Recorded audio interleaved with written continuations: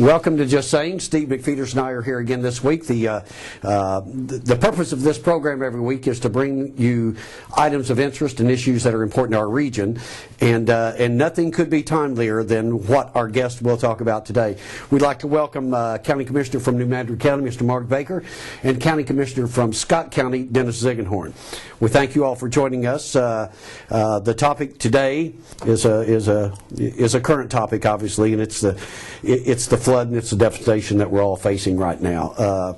Let's start off by maybe giving us a little update. Mark, tell us as of today where we are in New Madrid County. Well, from what I understand, the Corps has not made a decision on breaking the levee at Bird's Point, which is the topic that's on everybody's mind in New Madrid.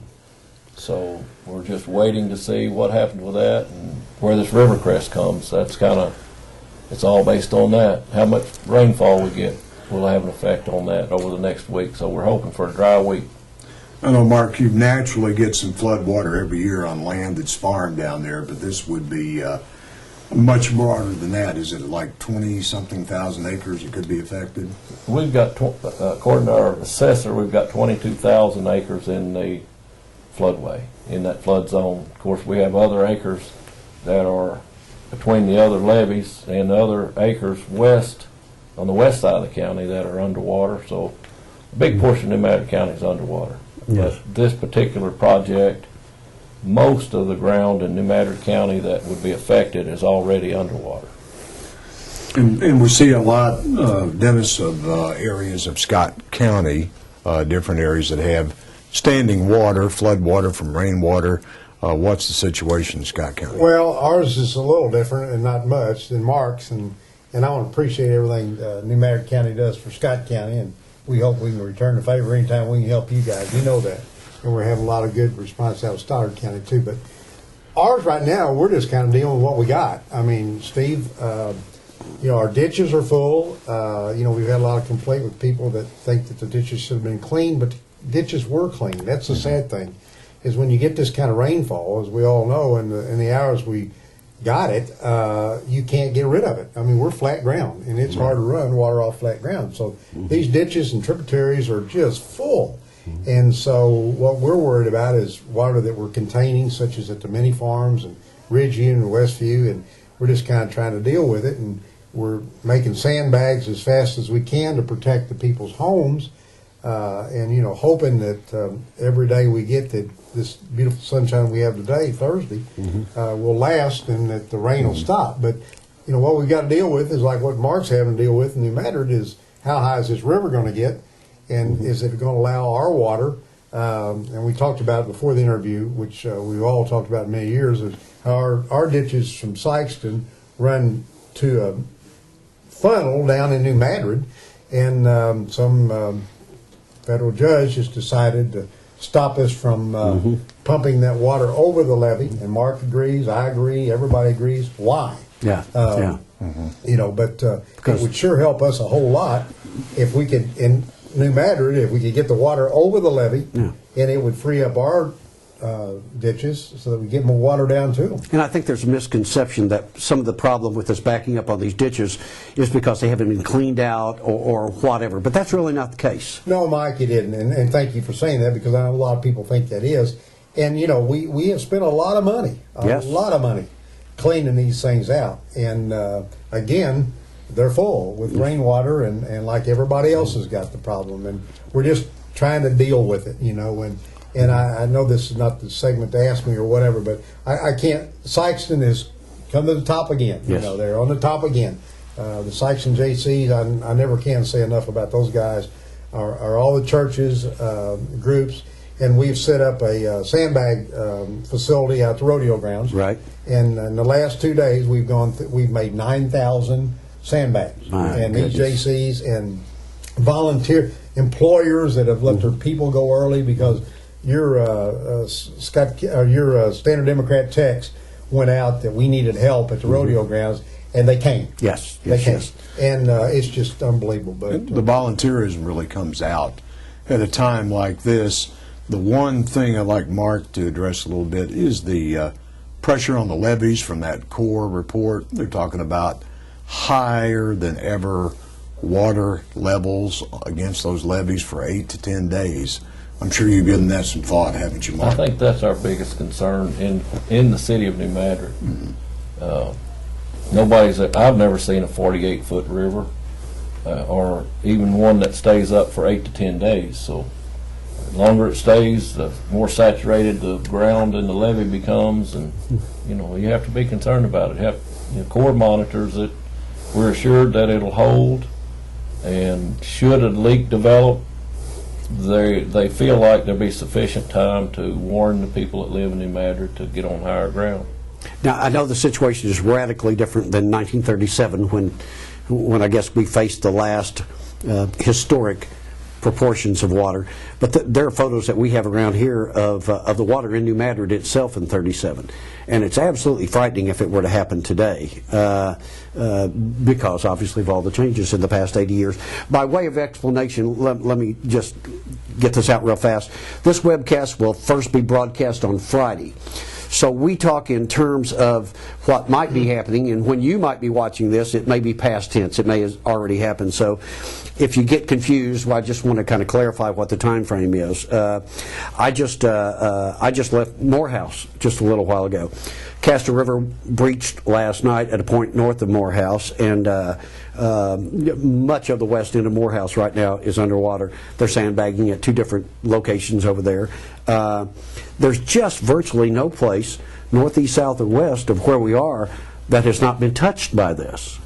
I mean, it's just widespread, and it's reached levels that I don't. Well, obviously, none of us have ever seen before. We've seen high water, but not like this. I mean, Right. seriously, The one good thing we have here, Mike, I think, and I can say this from experience and just witnessing it, whatever happens, we're going to pull out of this thing. And one of the reasons we are is because I think we have very good leadership and cooperation right now. I'm not just saying that because you guys are here, but the New Madrid County Commission and the Scott County Commission are working better together than I've ever witnessed, and I applaud you guys for that.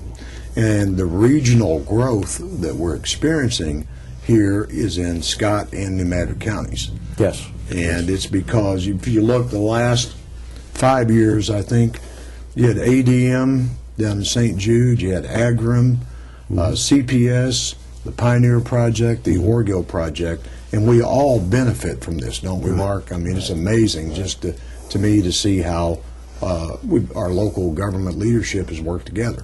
Well, and there's been a movement, as you well know, Steve, and you've been in the forefront of that movement for the past 10 years or so, to think in terms of regional economic development and regional projects. I mean, we have so many examples that you can talk about them all day long, but obviously if someone locates in New Madrid, a number of their employees live in Sikeston, and vice versa. Mm-hmm. So we do think regionally, and it's these 2 county commissions, along with Mississippi County and Stoddard County. Sure. I think that the spirit of cooperation is. I think we're the beneficiaries of this. I have never been a big government advocate. I'm a very strong advocate of small government, self-reliance. But the reality, like it or not, is there are sometimes that we have to look at the government for assistance. And this is just that kind of an instance. This is an episode that is outside of our control. It's outside of our resources. It's outside of our means. We just simply can't handle this on our own. And it's good to see Congressman Emerson's office being very actively involved in this. The governor's been down here. And I think we also have to keep in mind that we're talking in terms of our area, but this devastation of Mother Nature is unbelievably widespread across this country right now. Mike, you talk about government and applauding government, and we've all had our problems with government, even being in government, but this is a prime example. Is government is the people, and the people are what's helping the government right now. I mean, they're coming to our aid to help us with what we need done in the counties. Yes. And I'm like I said, we are a region now. We're not St. Louis. We're St. Louis to us, is New Madrid County, Starr County, Mississippi County, and Scott County. That's exactly right. That's what St. Louis is, except it's spread out. Yep. And if New Madrid gets something, we'd rather have it. But if you and Scott get something, we'd rather have it. But we'll benefit. And No we question about benefit. And vice versa. If we have people that get something at our industrial park, they're going to shop in New Madrid County. But for residential development, if the north end of New Madrid County had not been made available for residential, and, working with the county commission and the local governments, we gained about 1,000 people. Right. Plantation Acres and Southridge, I think it's the third largest voting precinct in New Madrid County now. Third largest city in New Madrid. So what does that mean to New Madrid to see that kind of growth? Well, it's very important. I mean, a lot of assessed valuation for our tax rolls and a lot of sales tax. It's really the strongest thing we got going for us at this point. The rest of New Madrid County probably declining in population. Well, the fact of the matter is, honestly, the same thing can be said for Scott County. I mean, Sikeston, even though we had an overall loss of population in the past 10 years, as Steve points out, our growth, we did have growth in the northern New Madrid, the South Sikeston portion of it, and absent that or without that growth, we would have not been in a very good position at all. So that speaks very highly. I want to go back to a point that you made, Dennis, earlier in terms of the volunteers. I noticed in reading the news articles, and I've read a couple of them, obviously. So the schools, I read the newspaper. The schools who have let their kids out to volunteer and to participate, and the baseball teams, and I mean, that kind of activity is just worth its weight in gold. Yeah. Not only does it help today, but believe me, these are memories and experiences that these young people will take on them for many, many Yeah, years. the other night they were talking to some of these boys that play baseball for Kelly. They weren't born when the last flood was here. No. And they're just getting a real experience out of this, and working with people and togetherness, and that's what it's all about. I mean, even you go back to 911 in New York. Yeah. Those folks finally got they got together. That's exactly right. And, Southeast Missouri, we're getting together, and I know I talk too much about the volunteers of this community, but I can't stand it. They just work so hard when you ask them. Yeah, but when there's a need. I mean, you can't say enough about it. And I think you're right. And, I don't think you can applaud them too much because. I mean, right now, we've got sandbags available. I know we're airing this tomorrow. Right. If anybody needs them, Right. And we have people out there right now because they don't have the volunteers out there, but people are making them. Families are out there putting sandbags together at the rodeo grounds, putting them in the trunks of their car. Now this is what need is. Yes. This is need. And we've just had, but a lot of the volunteers had to go back to work. But I think at 5 o'clock tonight, if somebody drives by the rodeo grounds, there'll be 50 people out there It'll be packed bagging again. sandbags. Yep. Mark, Pretty neat. yeah, it is. The spirit is throughout this region is as good as anywhere in the country when people want to help out other people. One thing I look at in our region now too, Sikeston, with transportation, distribution, and agriculture, if you're going to highlight agribusiness and agriculture, you're going to be spending a lot of time in New Madrid County. That's where a ton of that kind of growth No is question. going at a time when agriculture is probably the most important thing we have in this country. Yeah. And so, Mark, I'm sure you guys want to do everything you can to promote ag businesses, ag-related businesses in New Madrid County. Let me ask Mark something here, if I can. And as a farmer, and if this water gets off the ground that's on down there now, how long will it be before you could actually get into, if we don't get any more rain and the creek doesn't rise and the river doesn't run over us, how long will it be before you can get in the fields? Well, that's a good question. I think it depends on where you're at on the map. If you're on the Sikeston Ridge, you're going to be able to get in the field a lot quicker because Have we lost a crop or anything because of There's this? some corn in trouble, and there's some wheat in trouble. We still have an opportunity to plant our cotton, I think, but it's actually going to depend on how much rain we get as the river goes down. Is it going to shower like it did trying to get our corn planted? Every time you get a field dry and ready to get out there, you get one day to work and it rains you out again. Is what Would we have had anything planted before this came? If it had been pretty? Corn? Yeah, and there wasn't as many acres of corn planted as people wanted to plant. because of the way the ground stayed wet. But Are there any drop-dead dates, for example, that if you don't get cotton in by May 15th or June 1st or what have I you? think that's a personal thing with each guy. Okay. And their experience. Some guys, and if you own a cotton gin or not. Right. If you own a cotton gin, you want your cotton planted. They'll plant up till the 1st of June, the first few days of June. Okay. Personally, I'm going to stay around the 20th of May, somewhere in that range, for cutting mine off. And I've probably already cut out. I'm not going to plant any more corn. I may spot in some places that corn is drowned out in the field, so that the whole field is the same crop. But I won't be planting any more new fields of corn. Be quite a few more beans planted, I would think. Could be beans.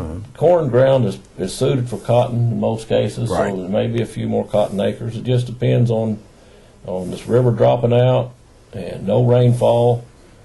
Actually, the ground I farm, the stuff that's on the river that's 8 feet underwater now, once the river gets off of it and out from under it, dries out faster than what's out here on the ridge. I see. I mean, it's crazy. It's hard to explain to somebody, but that's what you see when you go out there. And that's a few years of experience speaking to you. But you guys, we appreciate your, as we said, spirit of cooperation. It's not just surface, it's real. The way you guys work together for the betterment of the people of our 2-county region here, and expands beyond to all 4 counties. But I want to thank you both for being here today, and we hope and pray for the best in this flood situation. But I do know, for the leadership we have, we'll recover. Yes, we will. We'll get over that. Dennis, thank you. Mark, thank you. Thanks, Steve. Mr. Publisher, As always. anything? Thank you. Not at all. We thank you for joining us. We'll be back again next week with Just Saying. Steve McFeeters and I will be. As always, if you have any ideas, suggestions, or comments, please send them our way. Any criticisms, send them Steve's way. We just work it that way. But we do thank you for joining us. We hope you join us again next week.